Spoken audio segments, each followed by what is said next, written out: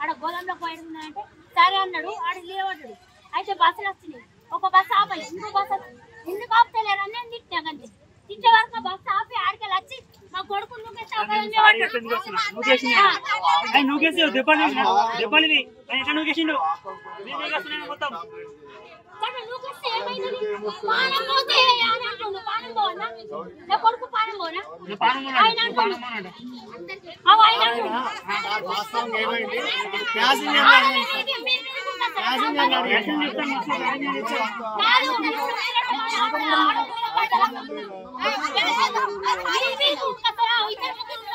Sir నా పేరు శ్రీనివాసు.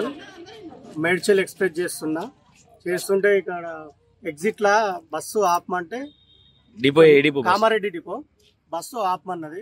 ఆపమంటే నేను ఇట్లా చేయబెడితే ఎక్స్ప్రెస్ అన్ని ఇట్లా సైగ చేసిన ఆపరా దుర్భాషలాడి అనగానే నేను కోపంతో బస్సు ఆపి దిగగానే అలా కొడుకు మీదకి వచ్చి ఇట్లా దూరం అన్న తర్వాత నోటికి వచ్చి మాటలు తిట్టింది, వర్గాలుగా మాట్లాడింది, గల్లబట్టి గుంజింది, మొత్తం నన్ను కొట్టొచ్చింది సార్. అయినా నేను కామ్గానే ఉన్నా సార్. ప్యాసింజర్ విట్నెస్ ఉన్నారు సార్. మొత్తం ఇప్పుడు మీరేం చర్య తీసుకుంటున్నారండి? కేసు పెడతా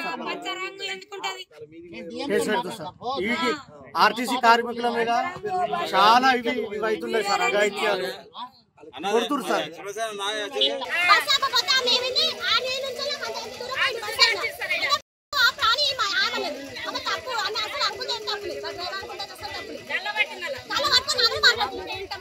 చరిత్ర సృష్టించినోడు